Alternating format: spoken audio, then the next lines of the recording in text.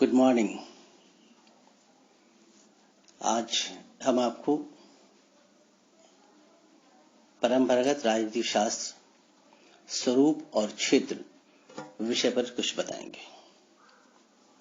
ये टॉपिक आपके लिए इम्पोर्टेंट है, ध्यान से सुने और इसको ध्यान से पढ़ें।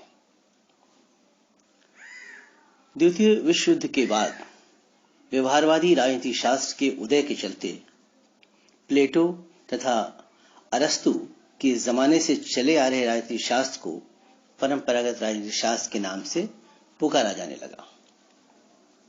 व्यवहारवादी राजनीति विज्ञान के उदय के बाद भी परंपरागत राजनीति शास्त्र के समर्थक मौजूद हैं। यद्यपि उनमें से अधिकांश ने परंपरागत राजनीति शास्त्र की कमियों को स्वीकार करते हुए समय एवं परिस्थिति में परिवर्तन के साथ राजनीति शास्त्र के स्वरूप एवं क्षेत्र में भी परिवर्तन की बात कही है। ऐसे विद्वानों में ऑक्सफोर्ड का नाम विशेष रूप से लिया जाता है।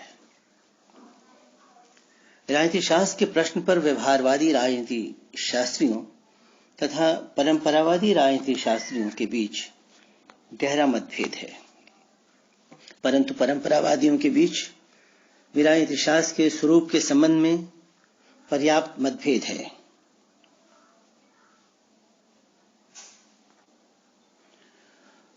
ब्लंशली का विचार है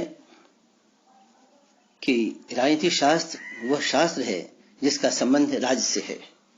गार्नर के अनुसार राजनीति शास्त्र का प्रारंभ तथा अंत राज्य के साथ होता है। वैसे ही कुछ और विद्वानों ने भी इसी प्रकार के विचार व्यक्त किए। स्पष्ट रूप से इन विद्वानों ने राजनीति विज्ञान को राज्य के अध्ययन से संबंधित शास्त्र माना है, परंतु ये उल्लेखनीय है कि राज्य मनुष्यों का ही समूह है और उसकी कार्यात्मक अभिव्यक्ति सरकार द्वारा होती है। अतः राज्य पर विचार करते समय हम न तो मनुष्यों की उपेक्षा कर सकते हैं और न ही सरकार की। ऐसी स्थिति में परंपरागत राजनीति शास्त्र को एक ऐसे विज्ञान के रूप में स्वीकार किया जा सकता है जो मनुष्यों के उन क्रियाकलापों का अध्ययन करता है जिनका संबंध राज्य नामक संगठन से है और उसकी कार्यात्मक अभिव्यक्ति के साधन के रूप में सरकार का अध्ययन भी उसमें आवश्यक रूप से सम्मिलित हो जाता है। परंपरागत राजनीति शास्त्र के क्षेत्र स्कोप। परंपरागत राजनीति शास्त्र के क्षेत्र के संबंध में लेखकों के बीच मतभेद पाया जाता है, मतांतर पाया जाता है, सहमति नहीं है बहुत। यदि ब्लंशली तथा गार्नर जैसे विद्वानों ने राजनीति शास्त्र के अध्ययन में केवल राज्य को शामिल किया है, तो लिकॉक जैसे विद्वानों ने केवल सरकार को ही राजनीति शास्त्र के अध्ययन का विषय माना है। पोलॉक तथा गेटेल जैसे विद्वानों ने यह विचार भी दिया है कि राज्य तथा सरकार दोनों का अध्ययन राजनीति शास्त्र के क्षेत्र में आता है। वैसे तो राजनीति शास्त्र के क्षेत्र के संबंध में इन दोनों विचारों में पोलॉक तथा गेटेल जैसे विद्वानों का विचार अधिक सटीक है, परंतु राजनीति शास्त्र के अध्ययन के क्षेत्र को निर्धारित करते समय मनुष्यों के उन क्रियाकलापों के अध्ययन को नजरअंदाज नहीं किया जा सकता जिनका राज्य एवं सरकार से संबंध है। इस तरह राज्य, सरकार तथा मनुष्य तीनों ही परंपरागत राजनीति शास्त्र के अध्ययन के विषय हैं। पहला, राज्य का अध्ययन। परंपरागत राजनीति शास्त्र राज्य का सर्वांगीण एवं सर्वकालिक अध्ययन करता है। इसमें राज्य के अतीत, वर्तमान तथा भविष्य तीनों का अध्ययन सम्मिलित होता है। राज्य के अतीत का अध्ययन।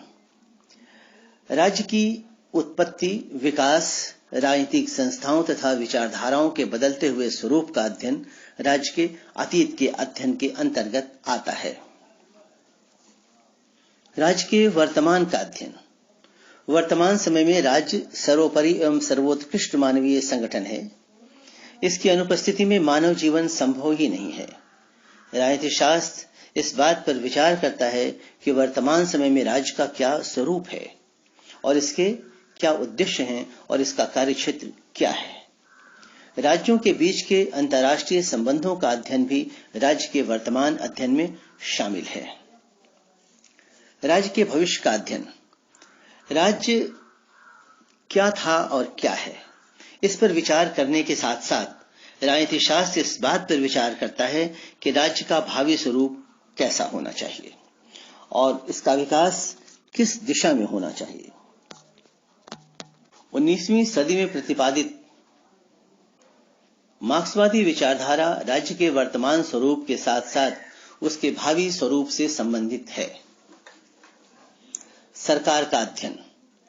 राज्य संबंधी कोई अध्ययन तब तक पूरा नहीं हो सकता जब तक उस यंत्र का अध्ययन न किया जाए जिसके द्वारा राज्य की इच्छा की अभिव्यक्ति होती है और जिससे सरकार कहा जाता है। राजनीति शास्त्र में सरकार के भूत, वर्तमान तथा भावी स्वरूप, सरकार के अंगों, उसके कार्य क्षेत्र आदि का अध्ययन किया जाता है। मनुष्य का अध्ययन।